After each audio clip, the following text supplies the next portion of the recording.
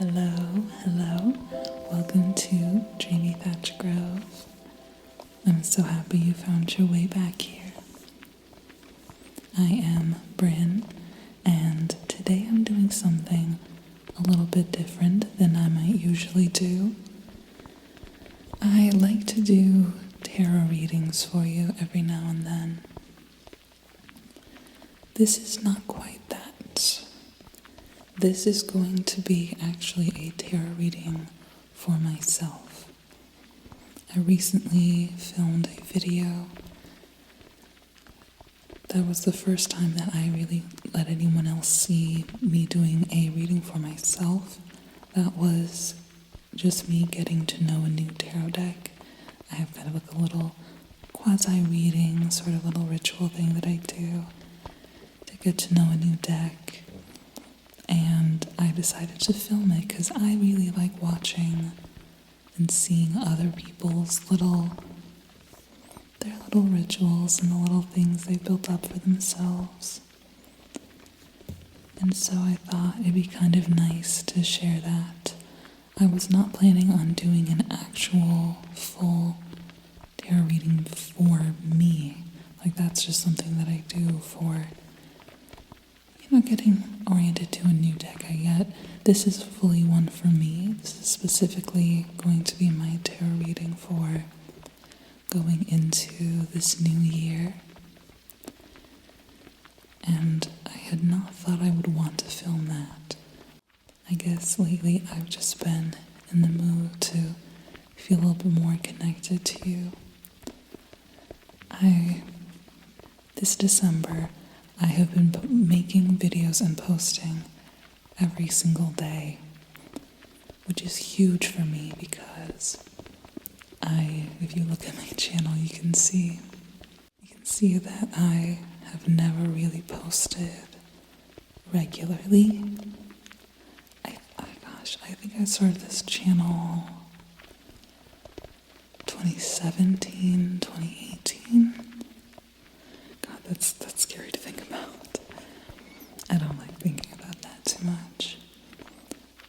Because I was really excited to make ASMR and I had so many video ideas. And then I got scared to post, I got scared to share. And being online kind of freaks me out a little bit. There's a reason you don't see my face. Even just sharing my voice really kind of gave me the heebie-jeebies a little bit. And so I just froze and I didn't make anything, which is sad because I love ASMR and I love the ASMR community as well. And it would have been really cool to have spent these last few years posting regularly and just getting to know people here better.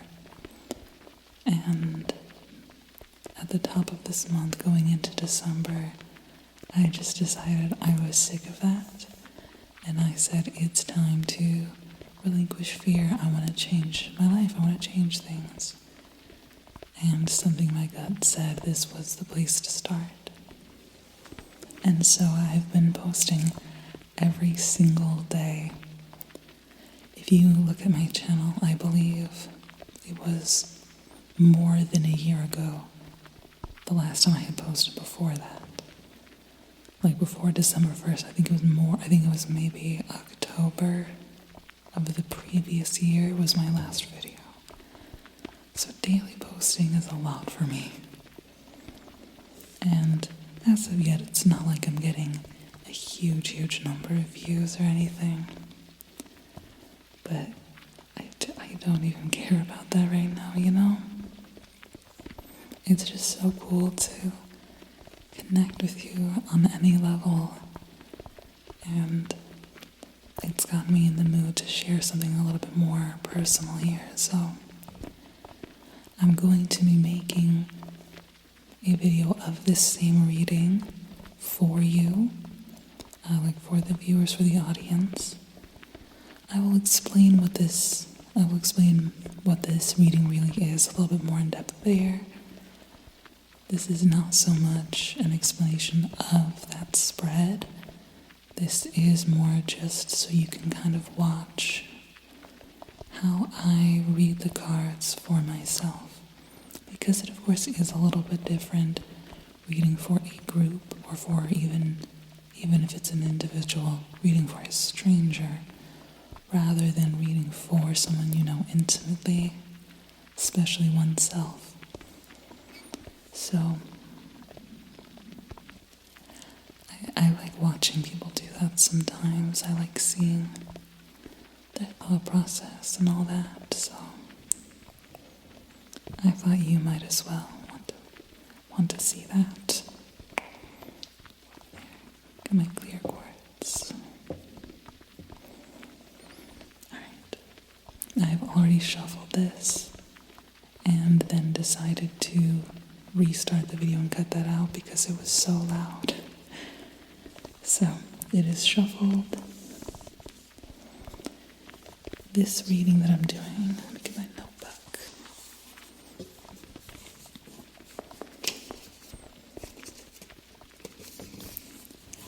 This reading that I'm doing is one of mine. I like to make my own little spreads. The main spread that I've done on this channel so far is just one that I have called the Shadow Revelation spread because I'm a huge fan of shadow work. This one I call, and I'm sure that there is a lot of overlap with other people's readings.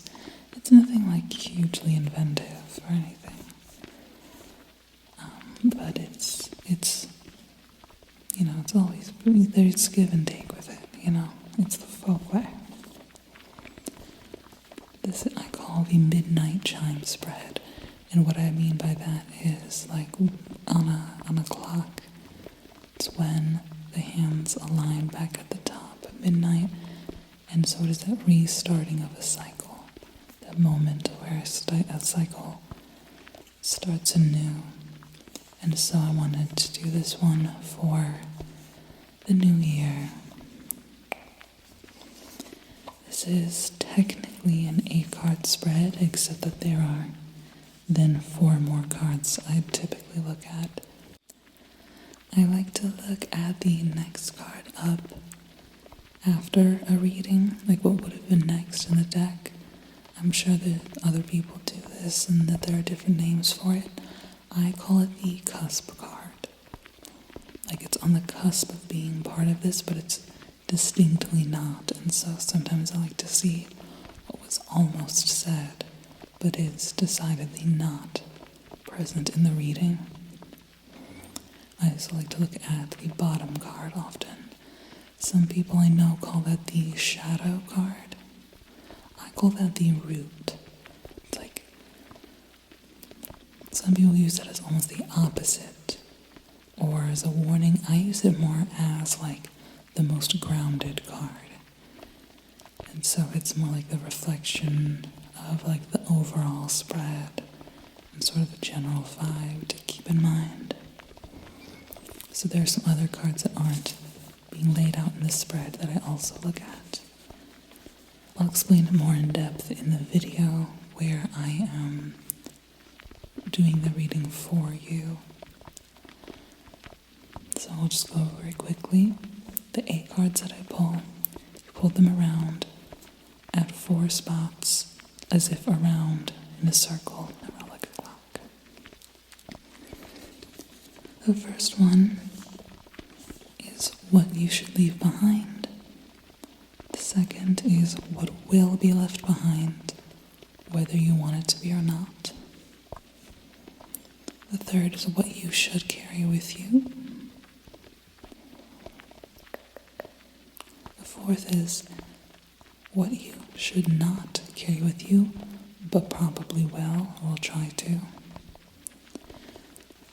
The fifth one is the change card. It's something that you should. It's something that you shouldn't completely let go of, but also not something that should remain in the state it currently is.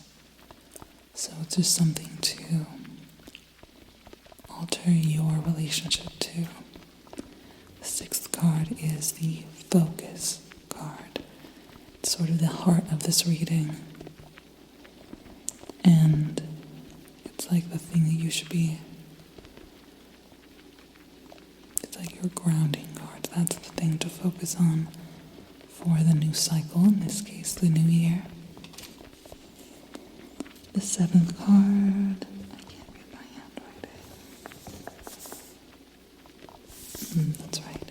The seventh card is something that you haven't thought about enough. It's like when you're going into this next cycle, here's something you haven't thought about enough in previous cycles. It is often correlated to the 4 card, which is the thing that you shouldn't bring with you but will. They are often, because on opposite sides of the reading, there's usually some kind of interplay there.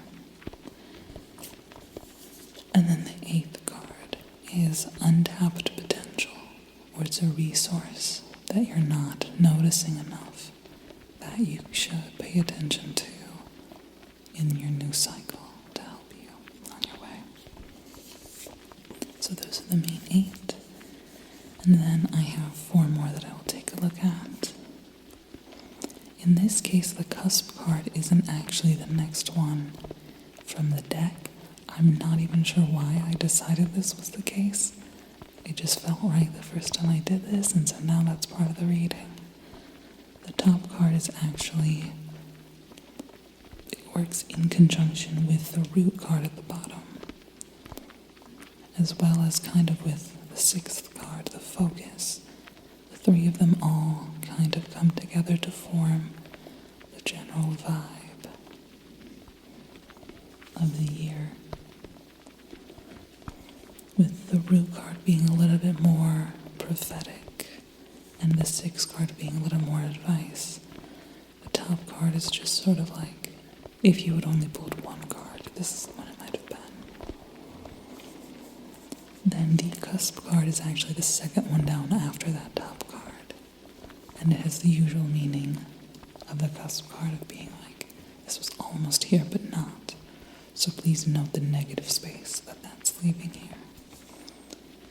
And then lastly, this is relating to something I explained in my deck connectivity reading ritual thing, where like that's the reading that I do to get to know a new deck. And so for every one of my decks, I will do that deck connectivity reading, and so I have 4 cards for them that have different meanings. I'm not going to explain that here just for time. But that is the conduit, the mother, the mirror, and the root. And so the last one I will look at, depending on which deck I'm using, I will either look at the mirror or the true root card.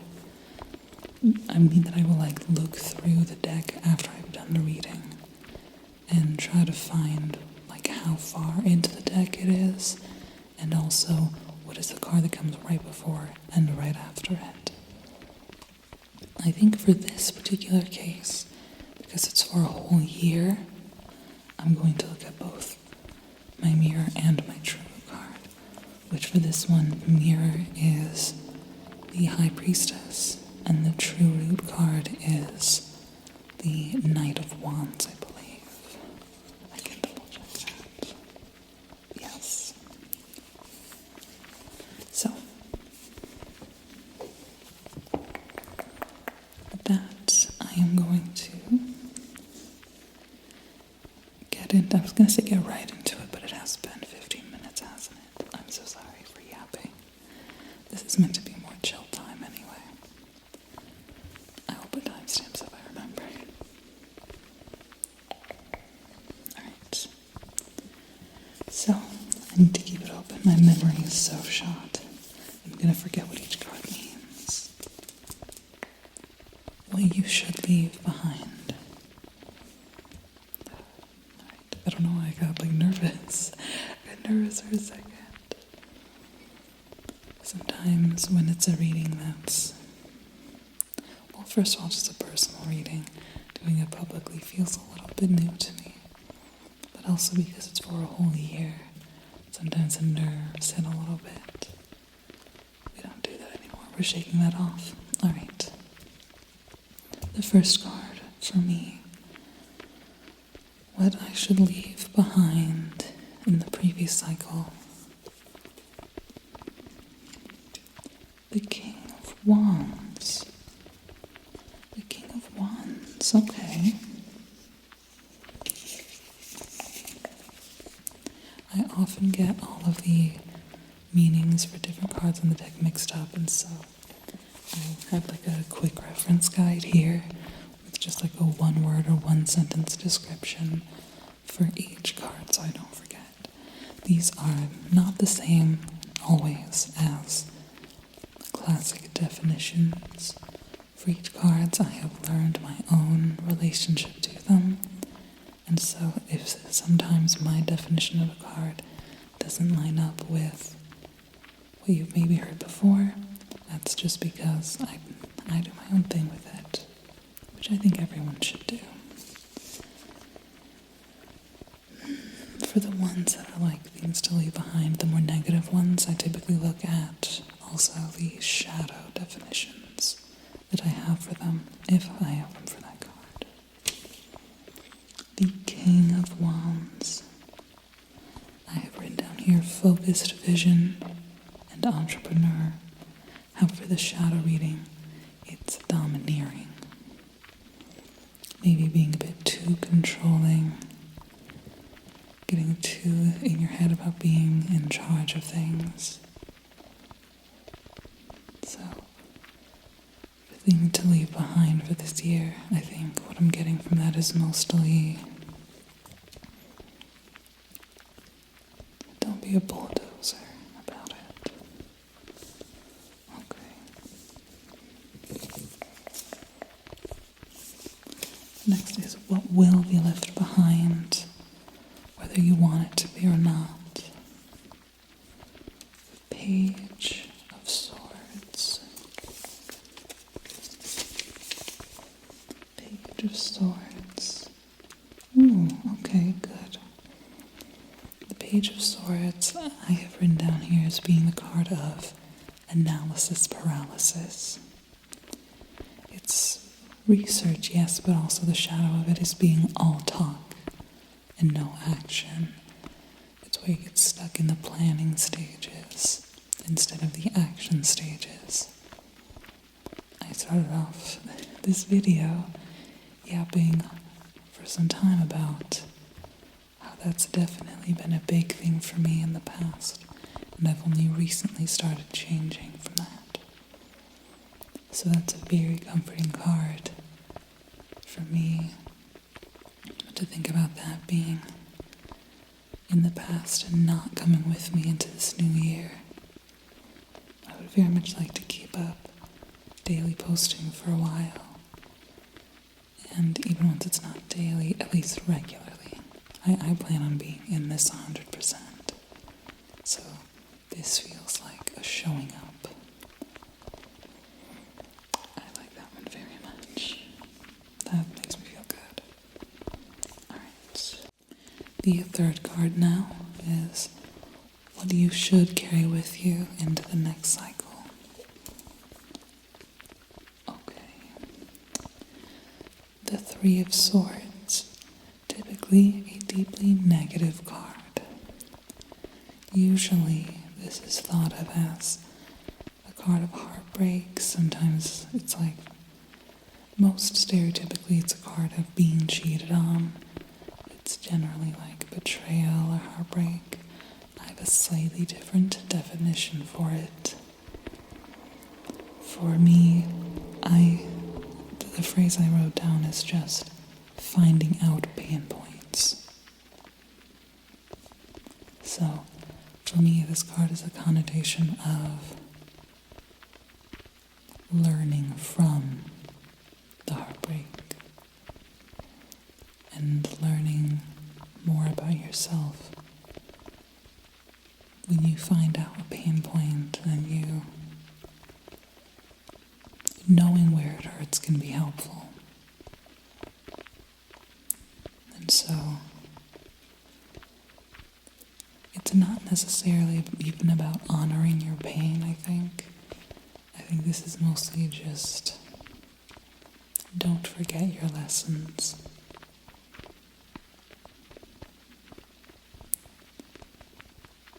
Knowing those pain points really does help you make them stronger, and also can kind of, maybe this sounds bad, it can kind of help you like avoid them getting hit as hard in the future. It's not clear yet to me which one it's going to need to be. I think in this I mostly see an advice to delve more into it, probably. This past year I've definitely learned a few pain points, I think, so, you know, each of our own little like pressure points, our own little, the places that hurt more, the places that we are less resilient, and I do think I've learned that this past year. And so I think this is advice to not just want to run from that so hard that I end up forgetting the lesson in it, you know. It is, I'm moving the cards over here. I think maybe this is, I don't want to say advice to go to therapy because I don't want to take that right now, but it's probably good advice.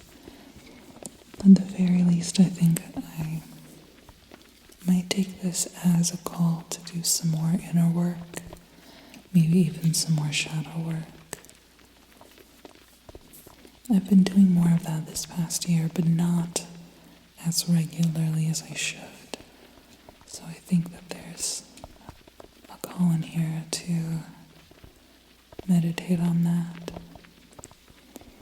I think I'm going to make me build up a schedule for the new year for meditation, mental health, and shadow work, and incorporating that into my schedule, which sucks. That sucks.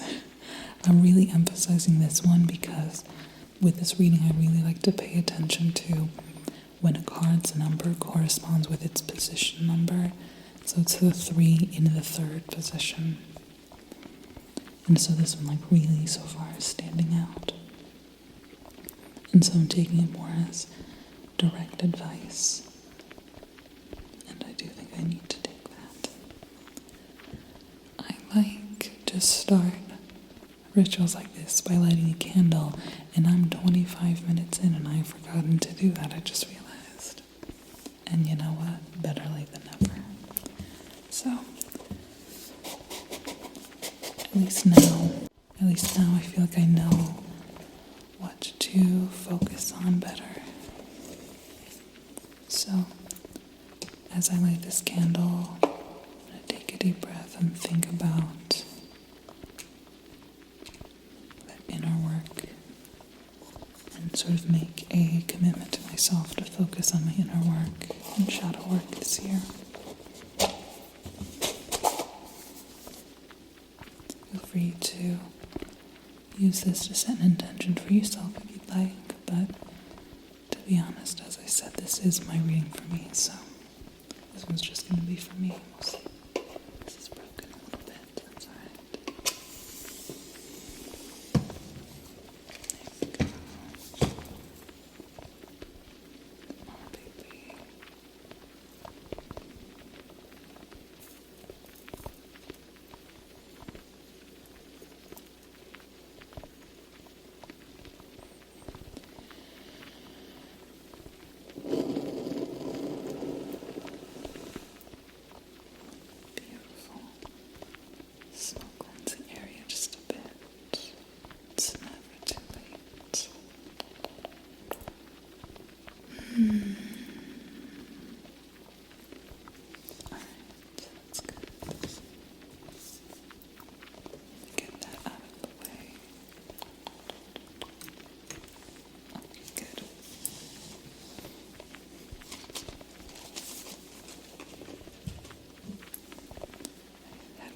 set right over here. But it's a black container, and so it fit in with the background. Except for all the glitter, I filmed a trigger assortment with little like Christmas things, and they shed so much glitter that now I can't get all of it. I promise this is clean, it's just a little bit glittery. Alright. That one sucks a little bit, but it's also good for me. Alright. So this one is what you should take with you into the new year. I also call this like the maintain card. This is what to maintain. The next card is what you should not bring with you, but will, or at least will try to. I also call that card just you would. You would. So that's the tone of this next one. God damn it, it's the Five of Swords. A lot of swords appear. Five of Swords is a very, like, conflict-heavy card. Let me see how I wrote it. How did I write you? Yeah, conflict, yeah. The shadow of it is also specifically shame, but also reconciliation. I forget what I mean by that. I'll need to look up my longer notes. I'll have to find my notebook. I think the main takeaway from here is probably the idea of shame. Something I should not bring with me, but probably will. This card is often correlated to both a 3 card and later the 7 card, but yeah. So it's a shame, but also because it's conflict, I do think of the Five of Swords as being a very interpersonal card. This is very much the card of miscommunication.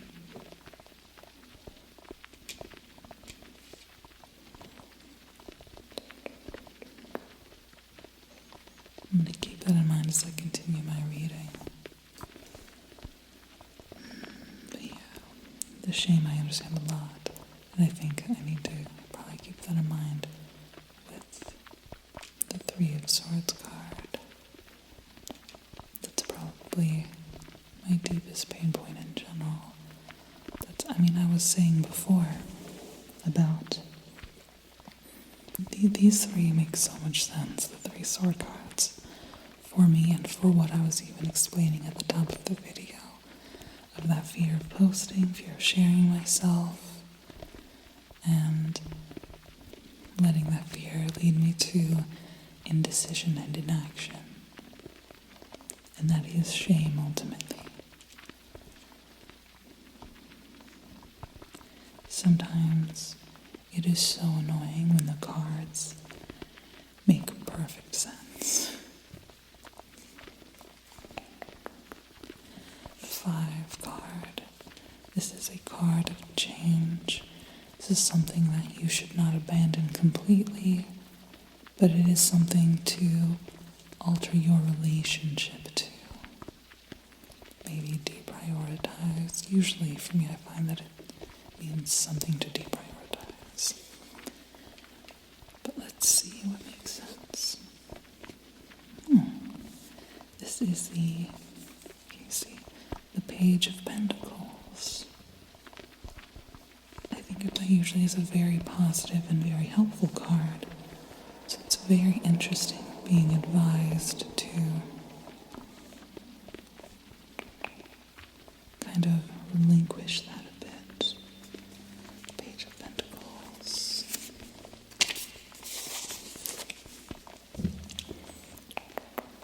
Page of Pentacles. It says here, be a perpetual student. And for me specifically, it's about going back to basics and not being ashamed of going back to like the beginnings, the 101 of whatever you're trying to study or be better at. That's very good advice in the vast majority of cases. And so being advised here to change that is very interesting. I use the word interesting way too often. When doing readings, what I mean is, what the fuck am I supposed to take from that yet? It means my brain is buffering around the card.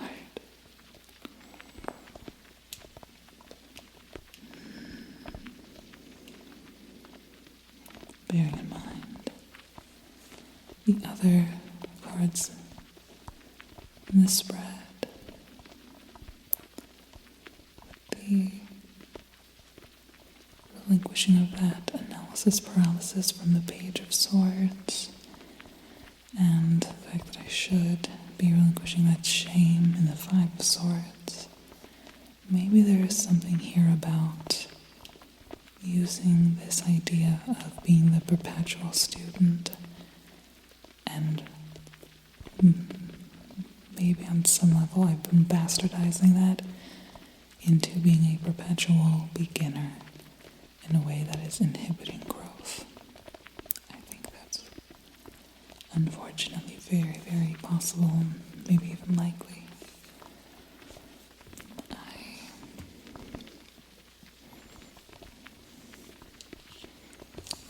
I don't know. This one...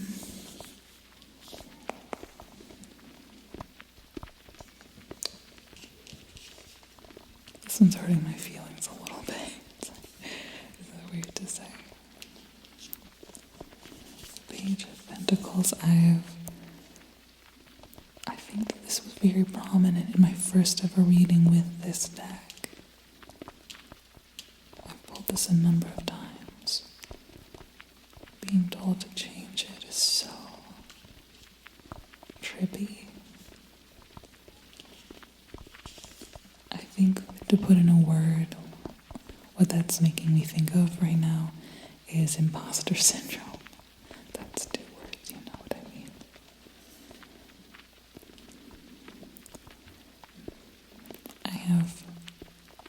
I think that is maybe a bad pattern of mine, is staying feeling like I need to be in that study, that analysis paralysis, and feeling like I'm too new at things. Maybe this is about stepping into, if not mastery, at least some proficiency. And that very much requires relinquishing of that shame.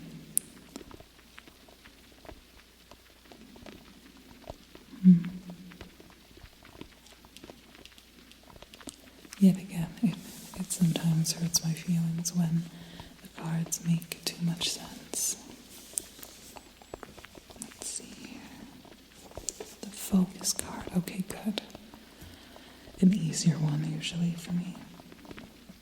This is usually the heart of a reading, of this reading. The thing to focus on for your new cycle. The thing to focus on for this new year. Oh, thank God it's a good one. Okay.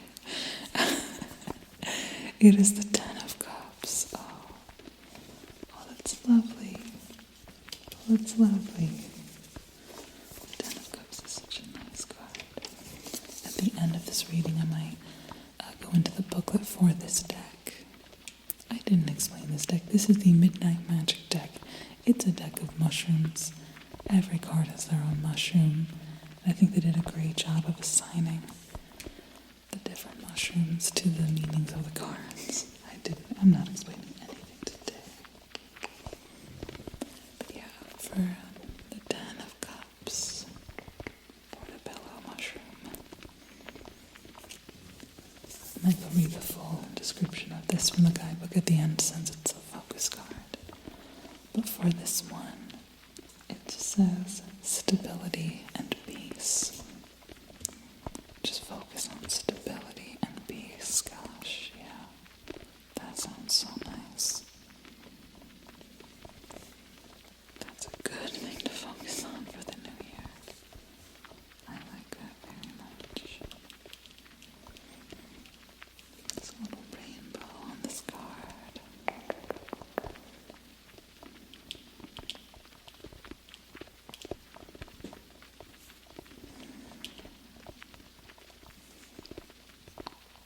Stability and peace. I don't even have anything to really add on to that. Sorry for the long gaps of silence after pulling some of these cards. I'm just lost in thought. Like I said, this is a very personal reading, so I can't perform all of it necessarily, but just, yeah, that one I don't even have much to add to. It's a very straightforward one, I think. I probably need to keep it in mind in relation to carrying with me the knowledge of my pain points. That doesn't necessarily mean all of that hard work should feel miserable to do. And that's a nice reminder, because everyone, when they talk about like making yourself better and starting something like therapy or starting something like any kind of journey like that, people are always like, it's hard work, and it is, but also so much of the time it is joyful work. A lot of it is tapping back into joy and letting yourself feel joy, and so I think maybe this is a call to focus on that sense of peace and stability rather than just upheaval. This could have been the Tower if it was supposed to be a grand upheaval.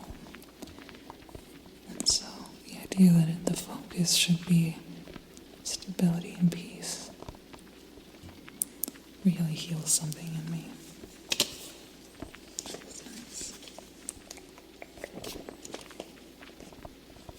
Alright. The last two are my favorites in this reading. They are often surprisingly the most insightful. Number 7 is a card of something you just haven't thought about enough. You haven't given this enough thought. You should meditate on this as you move into this next cycle. As I said, it often plays against the 4 card of what you should not carry, but probably will. Which for me is the 5 of Swords. It is conflict and shame. And so I'm expecting this to feel related to that in some way, even if it's not obvious. It's something I haven't thought about enough. The Queen of Swords. The Queen of Swords. Can you see her? The Queen of Swords. So many swords, my goodness. So many swords. And also all minor arcana so far, I've noticed. The Queen of Swords. Something I have not thought about enough. Again, I'm not sure what the traditional takeaway from this card is for other people, but for me, it is boundaries. The Queen of Swords is a card of boundaries, and on the shadow side of it, it's also clear articulation and miscommunication. That is exactly what I said was present in the 5 of Swords on the opposite side. It's a setting of boundaries and clear articulation. I said it might not be obvious immediately how it correlates to the 5 of Swords. It does. It very immediately does. First of all, they're the same suit, and it is sort of the emotional, as a queen, it is sort of the emotional master of that suit. But especially the idea, it even says miscommunication in it. Boundaries and clear articulation. Being a better communicator.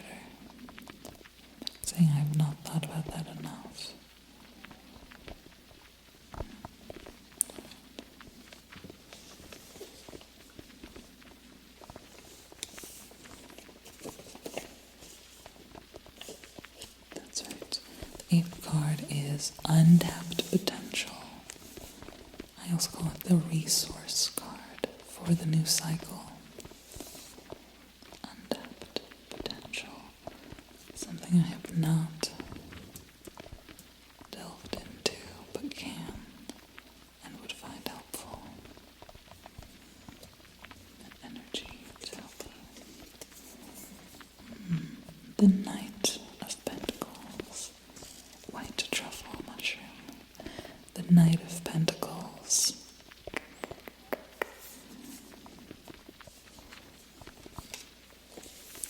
The Knight of Pentacles. Again, this is just my personal definition. I'm not sure if this is classic. But I have here consistency and persistence. Consistency and persistence. I consider this the... I'll probably use my nails. Alright, there we go. I consider this the tortoise card. I consider this the tortoise card. As opposed to, like, you know, the tortoise and the hare. This is the tortoise. This is about patience and diligence. And as I said, consistency and persistence. So just stick to it. Show up every day. Something you want, you have a goal, show up every day, work on it a little bit every day, and expect it to grow rather than appear. The shadow part of this also says motivation. So it's sort of remember your why. That's the advice I get from this card in this position. Remember your why. Stick to it because you know why you want it. My untapped potential for the new year just being motivation and consistency, I think is probably very good. But God, wouldn't it be cool if it was like, hey, just buy one lottery ticket and you'll be fine? God, it really sucks when it's like, do it the slow way. I know I should, but I don't want that. I want it to work now.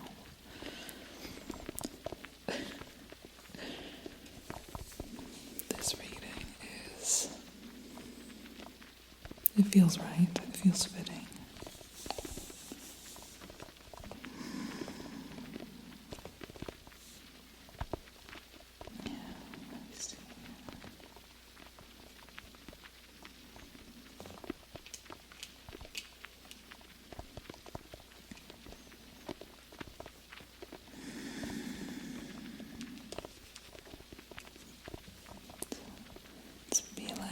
Domineering. It's you will lose that analysis paralysis. There will be action where there was you previously just talk. Remember your pain points.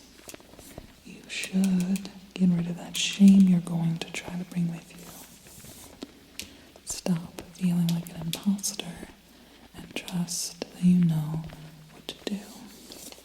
Focus on stability. And the peace will come. Queen of Swords. Establish boundaries. Establish boundaries. And remember your why. This is my advice from the cards for the new year.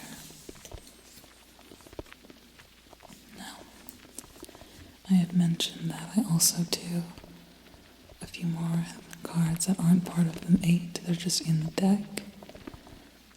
The top card here, rather than being what I would usually have as the cusp card, is I just call it the top card. It sort of is like still part of the vibe of the reading. I don't always know how to explain the things I make up for my personal readings. It's just stuff that I do. I don't know why I did this. It should just be the cusp card, but it's not. It's not a cusp card. This is very much part of it.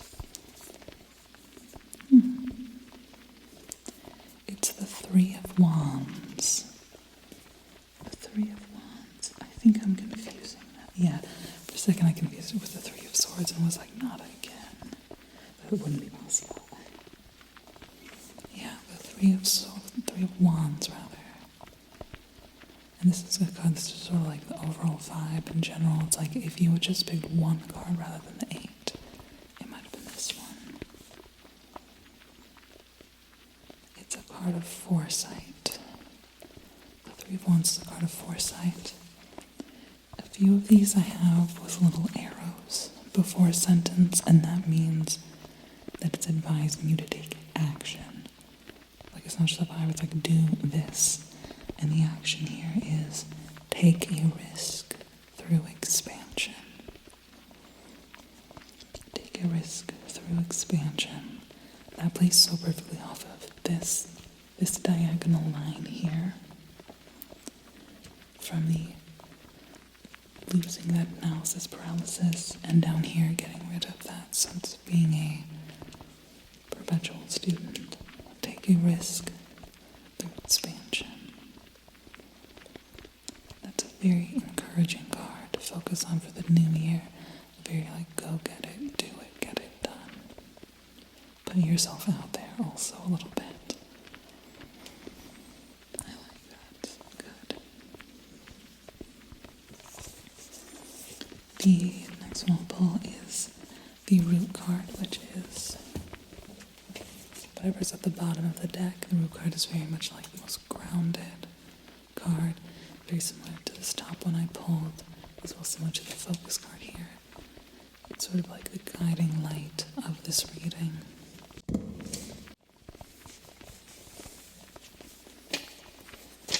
It is the moon. Oh, I love this card. Oh, I love getting the moon. The moon is the subconscious. The way I wrote it here is underwater iceberg. So there's a part of it you can see, and the rest of it, that's the moon card. That's everything that lies beneath the surface. It's a part of the iceberg underwater. Look how well it looks with the Three of Wands too. They look like they go together, those greens. So the Three of Wands, take a risk through expansion, and the moon. The root of this reading for me being the subconscious.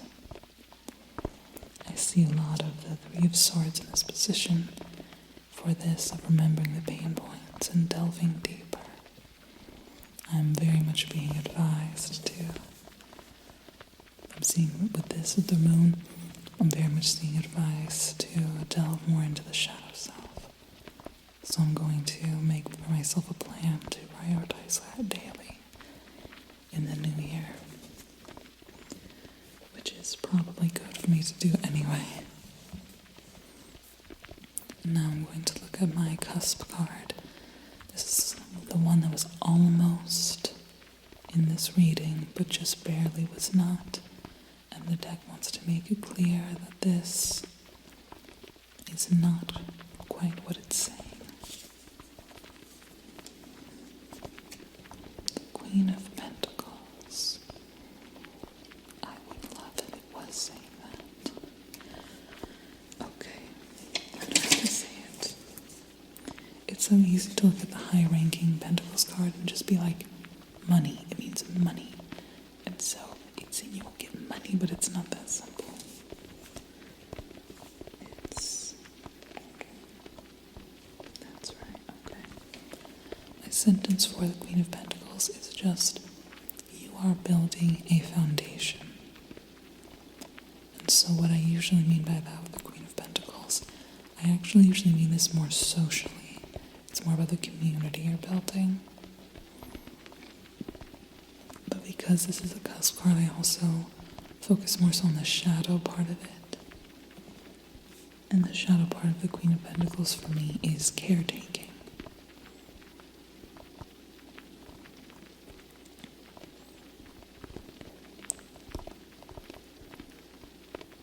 About in the cusp position. It was very nearly the top card. card very nearly the overall vibe and being told that it's decidedly not what it's saying. It's decidedly not saying that caretaking for others is the top vibe. Feels like I'm being advised not to focus too much on other people as much as myself this year, which is really hard for me to hear. I don't like that, to be honest.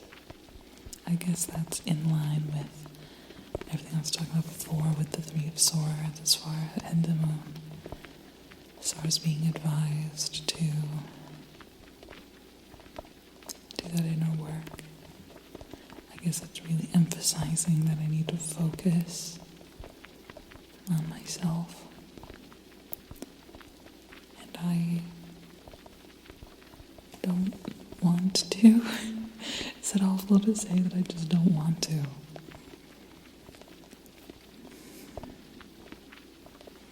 Yeah, I'm going to have to meditate on this a little bit. That one, a couple of these hurt my feelings a little bit. That's normal with like a bigger reading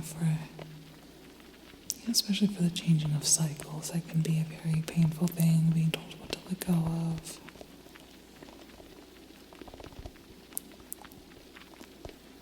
But just it decidedly not being about caretaking for me for the new year. That's very hard to hear. And weird to think about. But I think the only way I can take that is mostly just in like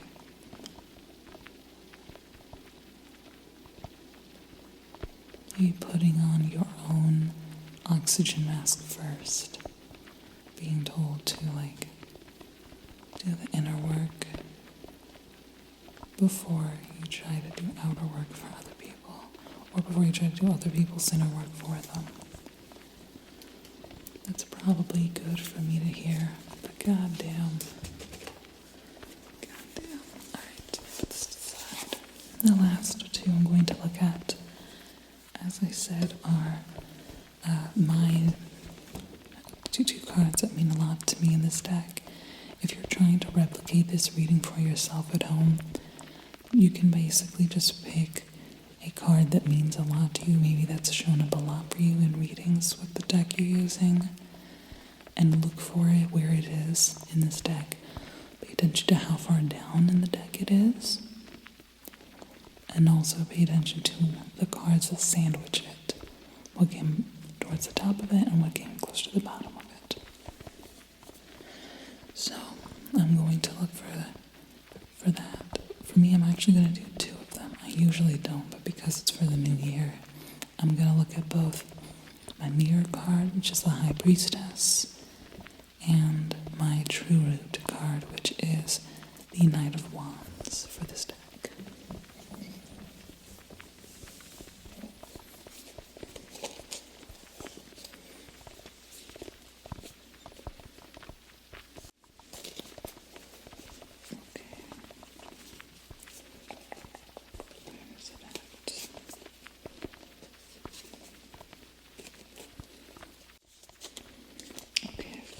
Knight of Wands, and I found the High Priestess.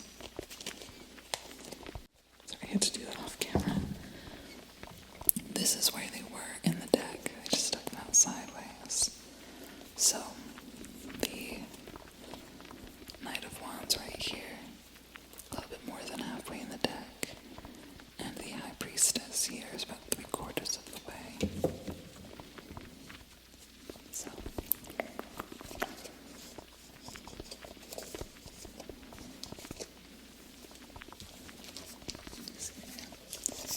So the Knight of Wands here is my True card, which means it's the card that most connects me to this deck.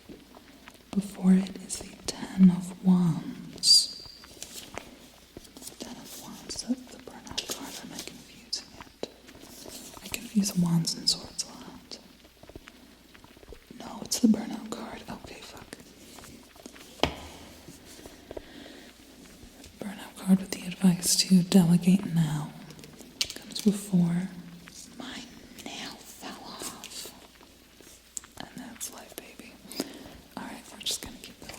Then it's the Knight of Wands, which, by the way, is a card of, like, action. Yeah, bold action.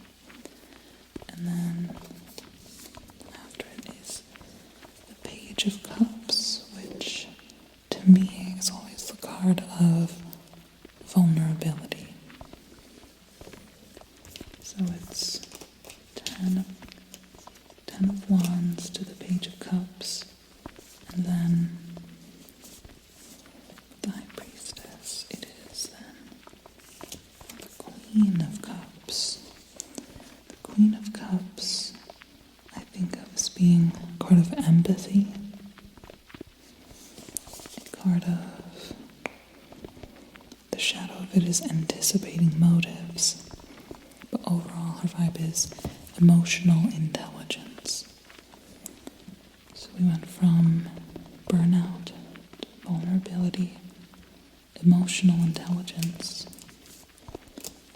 and to the Nine of Wands. Wands, cup, wands, that's fine. Wands, let's see here. Okay, resilience and persistence. The word persistence coming back up again. So, this is a card of being burdened and needing to deliberate, but it's also just one of, it's similar to the Ten of Wands, but a little bit less intense, a little bit less far along. This is a card of, like I said, resilience. There's a stick-to-itiveness to it. So, the ones that surrounded the cards that I was looking for in here, it went from burnout to vulnerability to emotional intelligence to resilience. That's a pretty linear story, I think. And also one that I think makes a lot of sense with some of these cards here. It's a lot of doing inner work and a lot of that vulnerability card is really sticking in my mind with the Five of Swords of being that shame.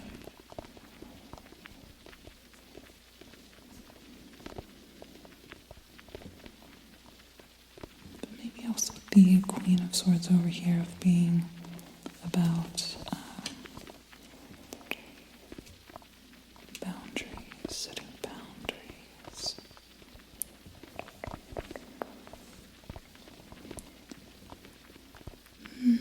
I'm seeing in here themes of reaching out to and trusting other people without centering them, which I think does kind of mirror very well what I started off talking about with when I was talking about posting and being afraid to, wishing I would, and then finally getting to it now. The Knight of Pentacles feels like a good confirmation as far as that, like, regular, like I said, this month I've been posting every single day. It is the 27th now as of filming. And going from having maybe made like half a dozen or so videos ever across like 7 or 8 years to posting 27 videos in a row, there's a lot of the tortoise in that. And there's also a lot of connection to people and letting myself trust people more. But there's still that theme of sort of not necessarily prioritizing other people more than myself for this year. Not in a cruel way or a selfish way, just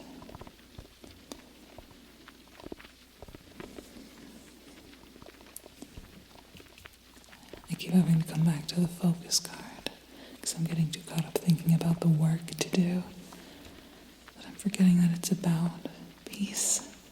It's about finding that stability for myself.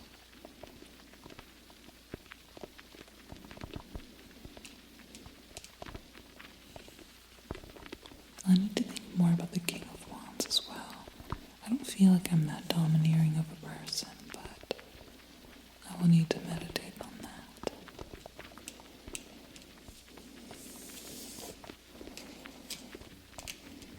Ten of Cups. This is a good focus card. It's a good thing to focus on for anyone. So this reading was not for anyone other than myself, but feel free to take with you that idea of focusing on this. This is such a joyful card. There's just joy in this.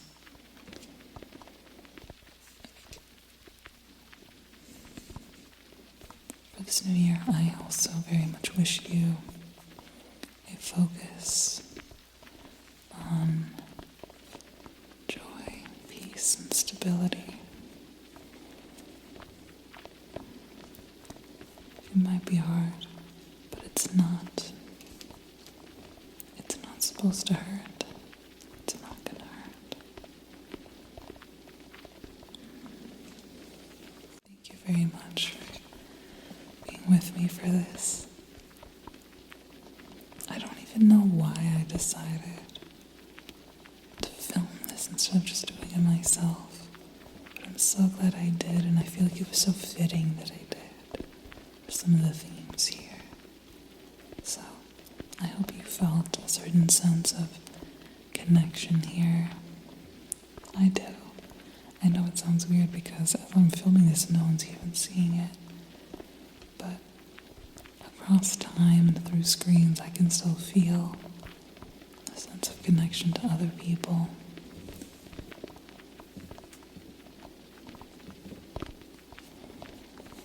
Thank you very much for being here. I hope it was interesting in some way to you to see how other people do their readings. And I hope that you get to bring with you joy, peace, and stability in this new cycle.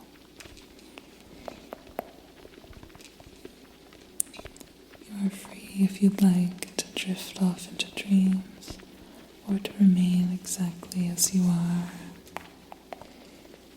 whatever you'd like. And as always, you are welcome to stay for as long as you need. I am so happy to